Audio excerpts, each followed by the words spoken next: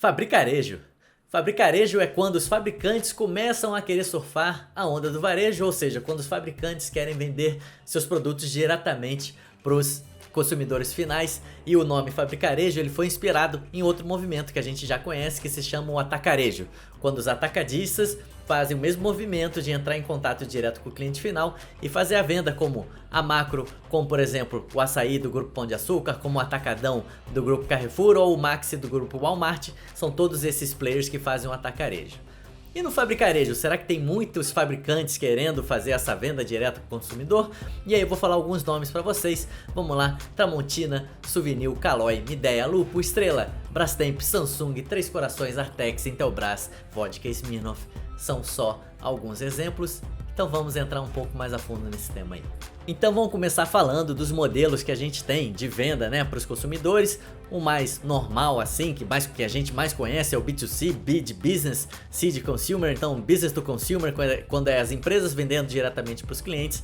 E aí são todas as lojas que você conhece: loja de roupa, loja de perfume, loja de brinquedos, vendendo diretamente para os consumidores. E aí um outro modelo que a gente tem é essa sopa de letrinhas aqui, B2B2C, ou seja, empresas vendendo para empresas que vendem para clientes. E aqui é o modelo dos marketplaces: Mercado Livre, Lojas Americanas, Amazon. Quando os fabricantes vendem para os marketplaces eles vendem para os consumidores finais. E um movimento que a gente está tendo hoje é: esses marketplaces eles estão ficando gigantescos, eles estão ficando tão grandes que eles começam a fazer um movimento, ou começam a ser chamados como frenemy, que é frenemy vem de friend com enemy, né? Tipo amigo e inimigo, ou algumas pessoas falam sobre cooperação, que pega colaboração com competição quer dizer, né?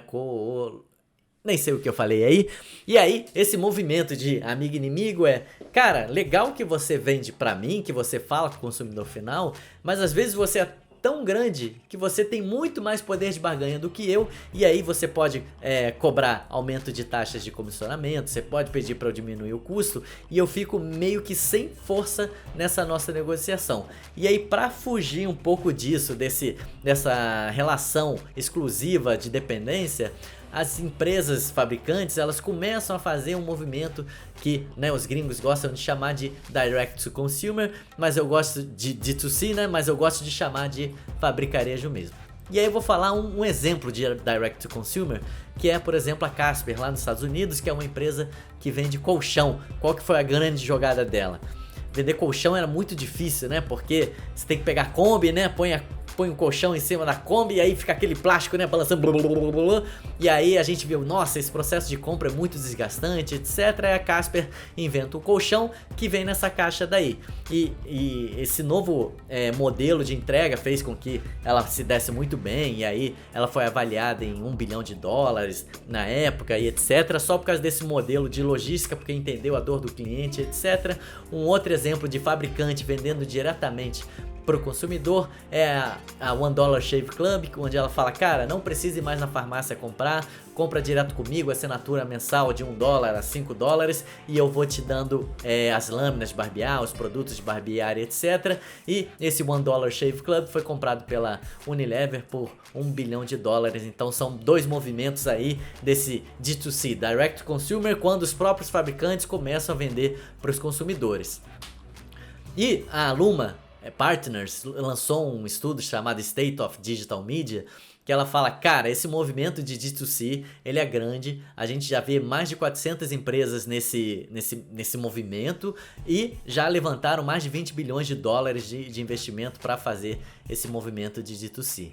Mas para mim esse D2C ele não tem nada a ver, ou tem pouco a ver com o fabricarejo. D2C é muito cool, né? O fabricarejo não, o D2C meio que pega empresas que não existiam antes e vão vender diretamente para o cliente, enquanto fabricarejo são os fabricantes tradicionais fazendo esse movimento de ir buscar mercado e conversar diretamente com o cliente final. E aí eu peguei aqui, cara, quais são as principais diferenças que eu vejo entre o D2C e o fabricarejo, Então vamos lá pelas diferenças. D2C é um nativo digital, é um cara que já nasce com esse propósito, já nasce para fazer essa venda direta para o consumidor, e aí você vê que ele já tem essas equipes de growth, já tem essas equipes de marketing, etc. Enquanto o fabricarejo não, ele era um fabricante tradicional e o core dele não era a venda para consumidor final, o core dele é produção mesmo. E aí a gente vê que outra diferença grande é, cara, como o D2C ele é nativo digital, o digital é a principal fonte de receita desse cara, ou seja, o meu site, o meu e-commerce é onde eu consigo dinheiro, enquanto no fabricarejo não, são empresas, às vezes centenárias, que fizeram sempre a venda através das redes varejistas e é ali onde ele tem um relacionamento, é ali onde ele tem a sua principal força de vendas.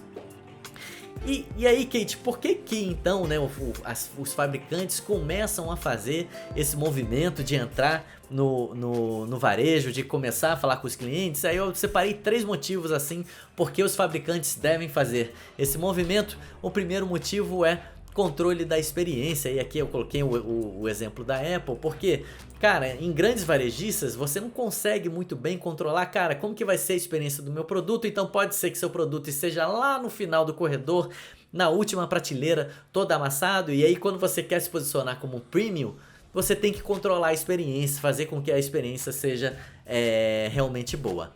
Um outro tipo de iniciativa que o fabricarejo traz de vantagem é o seguinte, ancoragem de preços. Os varejistas querem vender, né? É giro de estoque que eles precisam vender bastante. E aí o que ele faz? Pede desconto, dá desconto e tal, e aí seu preço ele vai perdendo aquela margem. Enquanto seu custo de produção continua igual, seu preço vai caindo, e isso é muito perigoso. Então o fabricarejo funciona também para você ir para o mercado e falar, não, ó, meu preço cheio é esse. Os varejistas conseguem dar um desconto, etc, mas meu produto, ele é premium, ele tem essa faixa de preço aqui para você evitar essa depreciação, essa comida de margem gradual dos seus preços.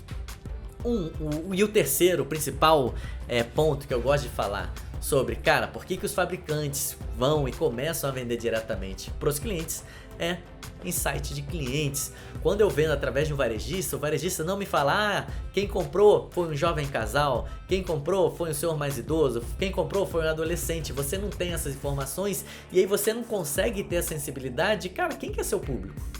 Da sua gama de produtos que você está vendendo para quem? Qual que é a próxima tendência? Como que eu faço para lançar produtos melhores? E como que eu faço para lançar produtos que vendam mais? Então essa aproximação do consumidor final, ele é um movimento sim de vender mais, né? É um movimento sobre vendas, mas eu encaro que é muito mais um movimento de se aproximar do consumidor, conseguir ter mais insights e assim conseguir a diferenciação da sua fábrica mesmo. Fazer produtos melhores, produtos que conversam mais com a sua demanda e garantir que sua fábrica, que o seu negócio principal, que é produzir bens, dure cada vez mais. É isso aí, pessoal. Espero que tenham gostado. Vamos que vamos.